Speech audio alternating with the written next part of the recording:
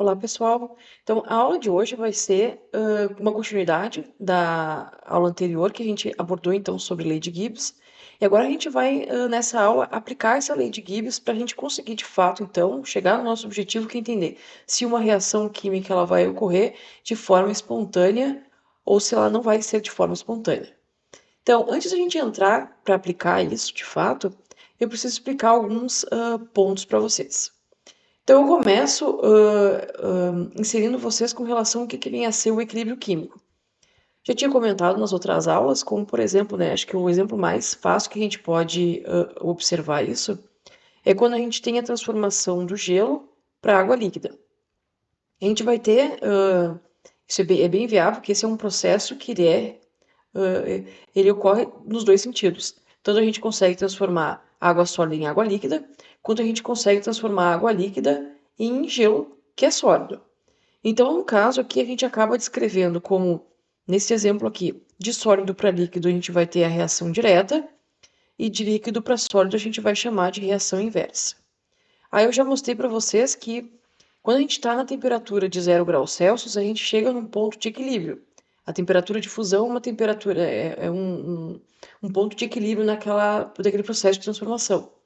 Porque ao mesmo tempo que o líquido se transforma em sólido, o sólido se transforma em líquido também, e isso acontece na mesma velocidade.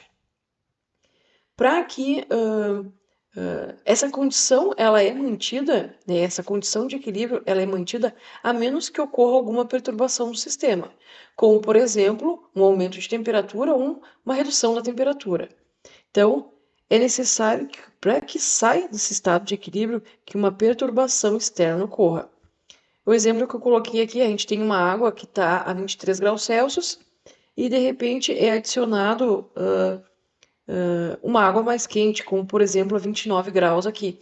Isso vai gerar uma perturbação no sistema e o sistema vai tender de volta a encontrar uma temperatura de equilíbrio. Na reação química acontece da mesma forma. Então, aqui eu preciso trazer alguns conceitos que vão ajudar a gente a entender depois como aplicar a energia livre de Gibbs então para as reações. Então, se a gente tiver uma reação global aqui e uma reação geral, tá? Onde a gente tem A reagindo com B, gerando C mais D nos produtos. Nesse caso aqui, se a gente for considerar qual vai ser a constante de equilíbrio para essa reação aqui? Quando que eu sei que essa reação estará em equilíbrio ou se ela não vai estar também, dependendo, essa é a informação que eu quero. Para a gente poder fazer isso, a gente escreve essa constante de equilíbrio como sendo, então, a razão entre o que a gente vai ter nos produtos sobre o que a gente vai ter lá nos reagentes. No caso, se a gente tiver reagentes que estão no estado gasoso, a gente representa isso por P, porque a gente vai pegar os valores de pressão desses gases. Essa é a informação que a gente vai ter. E no caso, a gente vai ter esses sobrescritos aqui, vão estar diretamente relacionados com os coeficientes estequiométricos lá representados na reação química. Tá? Então, aqui, constante de equilíbrio é a constante de equilíbrio sobre condições padrão. Gosto de frisar bastante isso aqui, porque é importante para a gente poder diferenciar algumas coisas. Então, a constante de equilíbrio de uma reação, ela sempre é medida quando a gente tem condições padrão para os reagentes ali que estão envolvidos. Ou seja, a concentração que eles se encontram, a pressão que a reação foi feita, a temperatura também. Quando a gente tiver uma reação que se mostra em solução, como no caso aqui. Na anterior, a gente tinha aqui gases, certo? Nesse caso aqui, a gente vai ter soluções que vão estar em meio aquoso.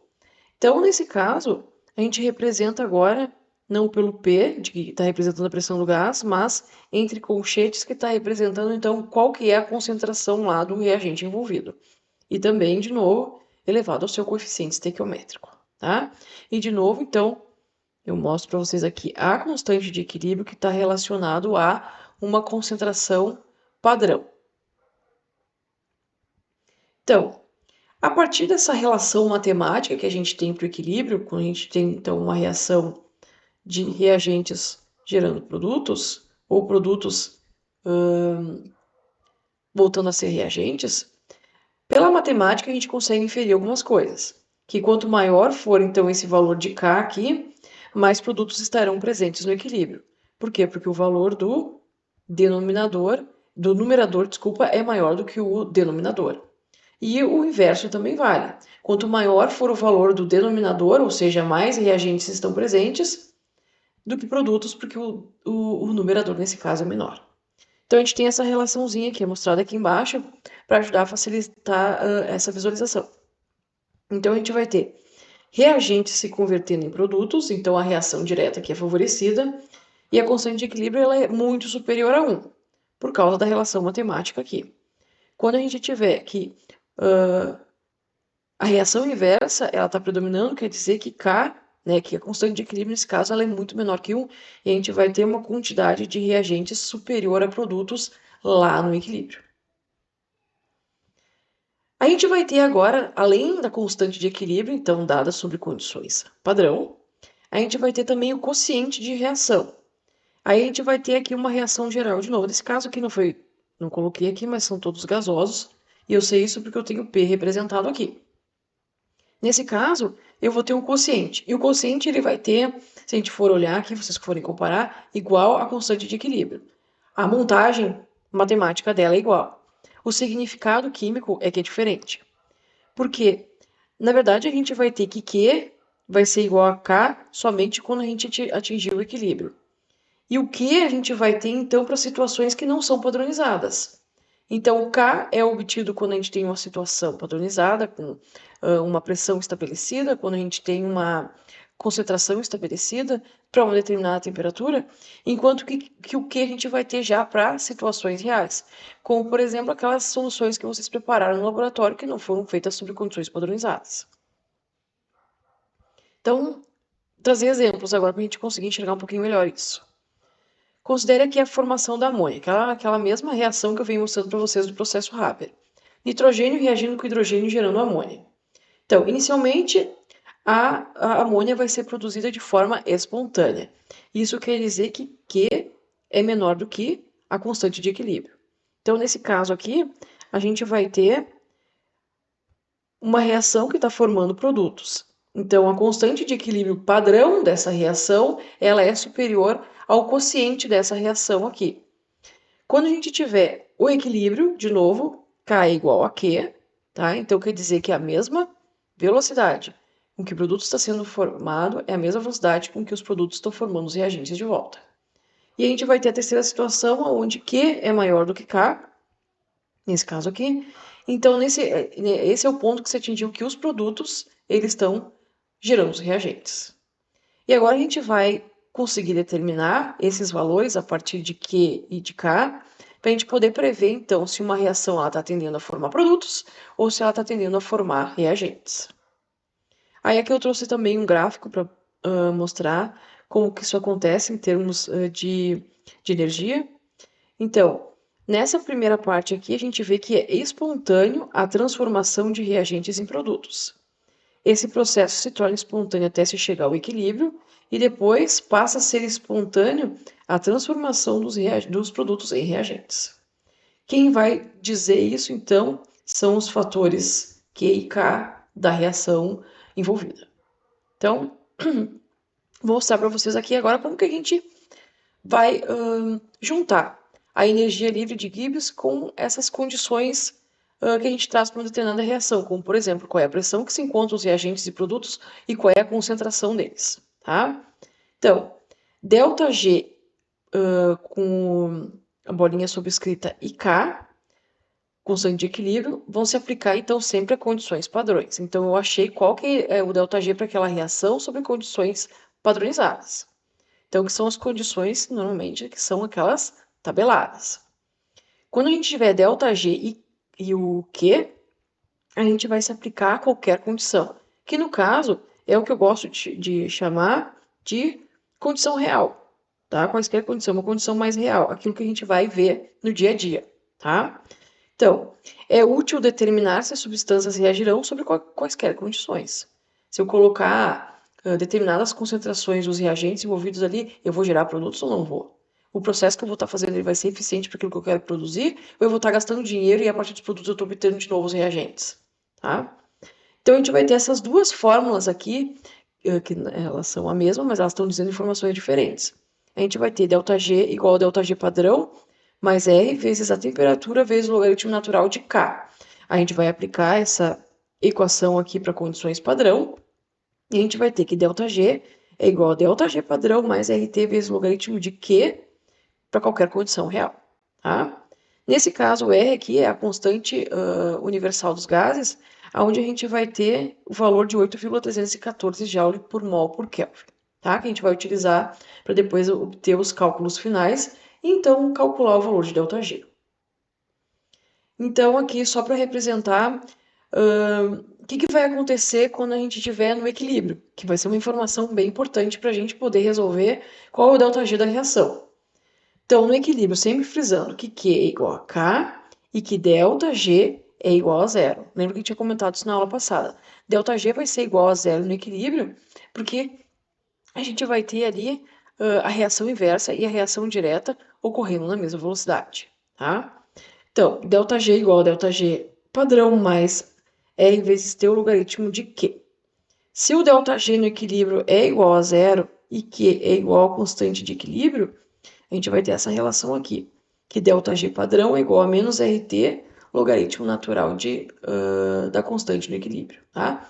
Então, isso daqui é uma fórmula, né, que a gente pode utilizar, que sai daqui quando ΔG se encontra no equilíbrio, então, ok?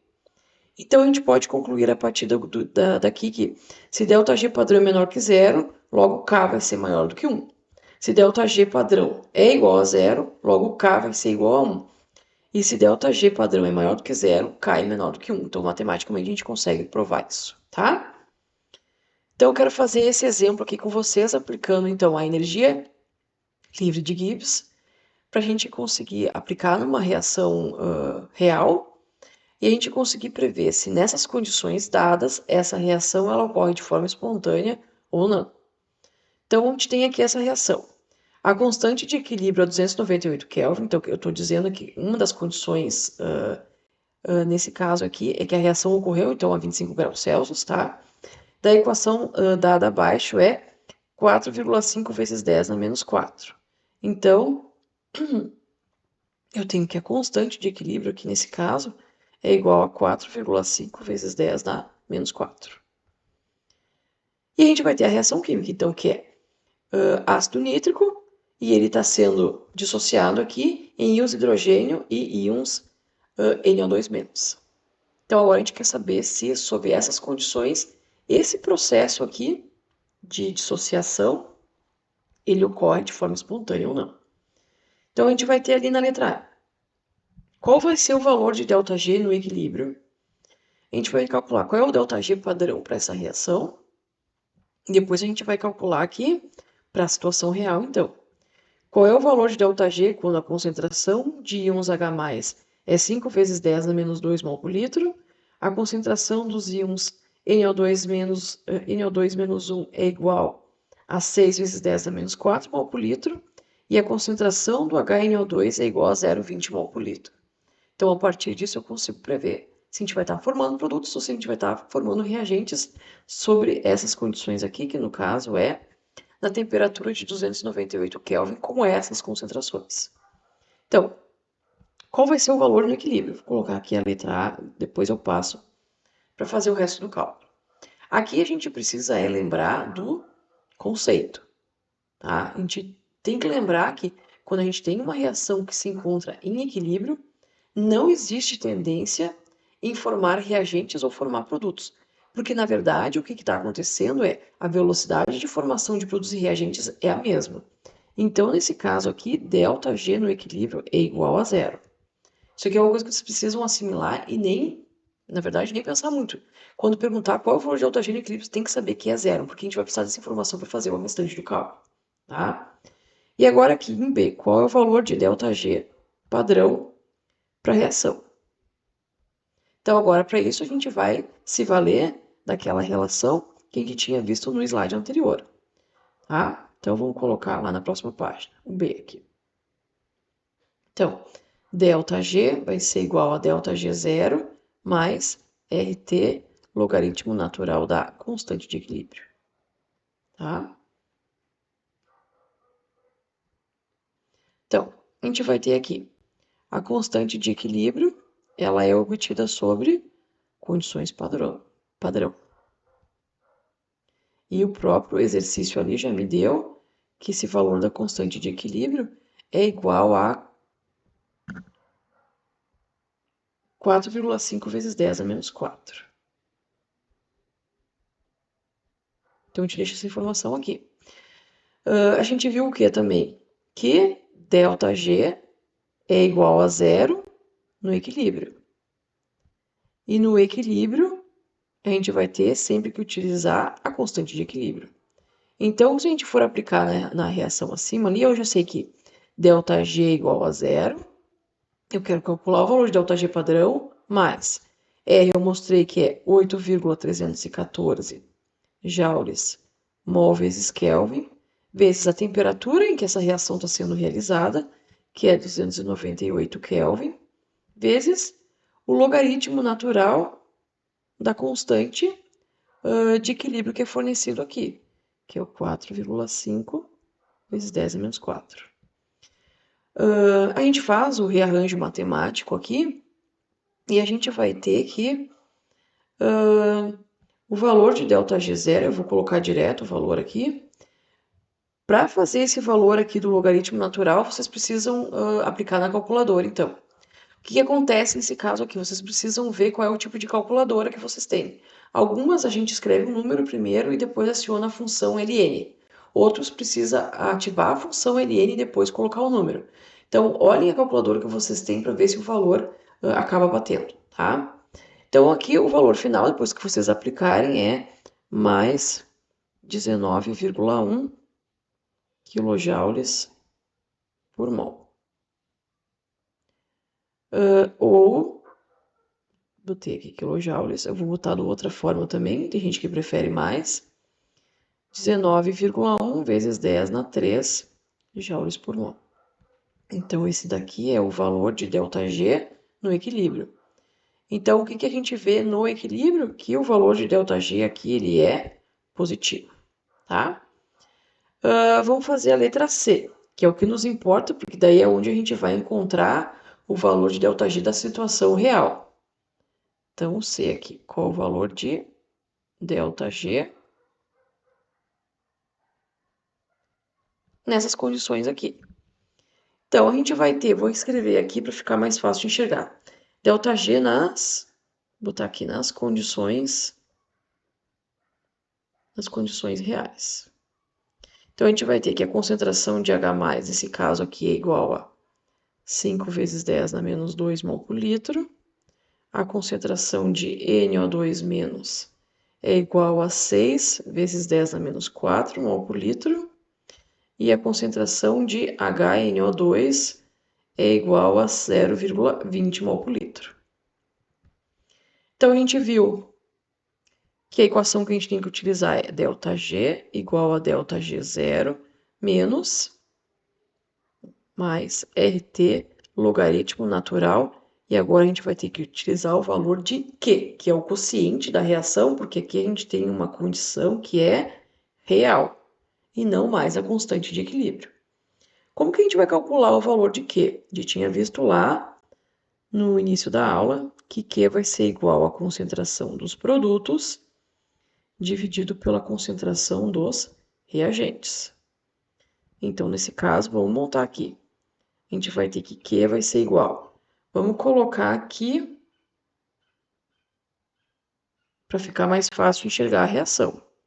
HNO2 aquoso, que a gente vai ter aqui se dissociando em H+, mais NO2-.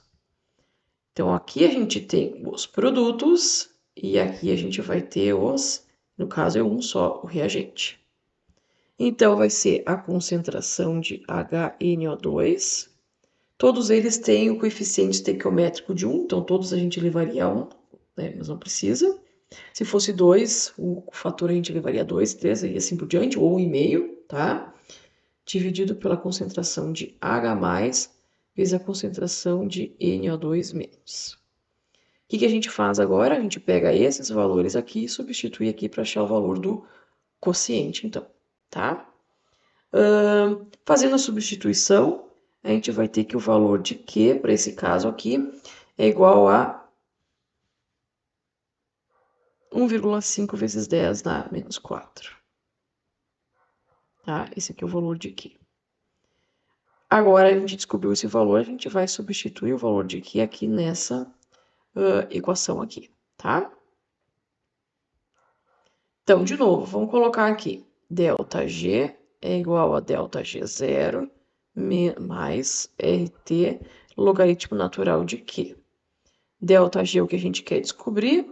O ΔG0 a gente encontrou lá no item B, que é 19,1 kJ mais 8,314 vezes a temperatura, que é 298, vezes o logaritmo natural do que a gente acabou de calcular, que é 1,5 vezes 10 na menos 4. E o valor de ΔG para essa reação aqui é menos 2,7 kJ. Então, esse valor aqui de ΔG é menor do que zero. E se a gente for olhar na relação que a gente viu na aula passada, toda vez que a gente tiver um ΔG negativo, quer dizer que essa reação aqui ela é espontânea para esta temperatura e para essas concentrações. Então, essa é a forma como a gente faz o uso da termodinâmica, entendendo a partir dos conceitos de entalpia, entropia e lei de Gibbs, se uma determinada reação ela tende a formar produtos, se ela tende a formar reagentes, se ela tende a absorver energia ou se ela tende a liberar energia durante o seu curso. E como que a entropia vai funcionar nesse sentido, se a gente aumenta a entropia por fazer essa reação ou se ela diminui. De qualquer forma, a entropia ela aumenta, se a entropia da reação diminuiu, quer dizer que a entropia da vizinhança vai ter aumentado, certo? Pessoal, dúvidas? Por favor, entre em contato. Eu vou deixar também o capítulo dos livros no Moodle para que vocês possam dar uma lida. Esses conteúdos são bem complexos. O fato de a gente estar fazendo de forma remota já dificulta um pouco também. Então, vou deixar para vocês lerem esses capítulos. E no caso de dúvidas, entre em contato.